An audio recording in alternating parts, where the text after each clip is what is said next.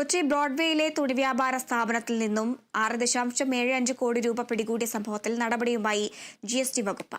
6.75 കോടി രൂപ പിഴ ഈടാക്കി GST വകുപ്പ് 2023 മുതലുള്ള നികുതി വെട്ടിപ്പെന്ന് പിടികൂടിയത്. വിവരങ്ങളുമായി ഇപ്പോൾ സാനു കെ സജീവ് ചെയ്യുന്നുണ്ട്. സാനു, വിശദാംശങ്ങൾ. ഹരിത, കൊച്ചിയിലെ തുണി വ്യാപാര സ്ഥാപനങ്ങളിൽ, വസ്ത്രവ്യാപാര സ്ഥാപനങ്ങളിൽ വലിയ രീതിയിലുള്ള പണശേഖരം ഉണ്ടെന്നുള്ള രഹസ്യ വിവരത്തെ തുടർന്നായിരുന്നു സംസ്ഥാന GST വകുപ്പിന്റെ ഒരു മിന്നൽ പരിശോധന ഏതാനും ദിവസം മുന്നേ കൊച്ചിയിലുണ്ടായത്.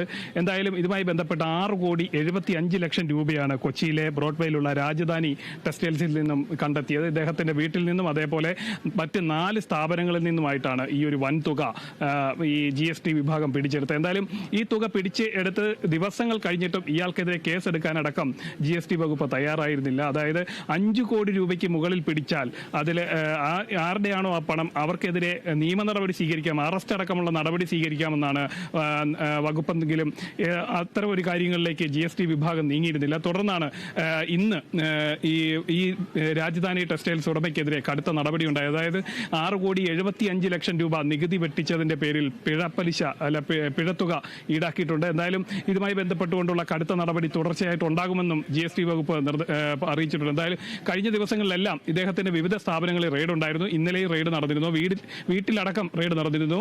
തുടർന്നുള്ള നടപടികൾ പുരോഗമിക്കുകയാണ്. ഇദ്ദേഹത്തിന്റെ അറസ്റ്റ് അടക്കമുള്ള നടപടികളിലേക്ക് നീങ്ങുമെന്നാണ് GST വകുപ്പിൽ നിന്ന് ലഭിക്കുന്ന സൂചനകൾ. ഹരിത.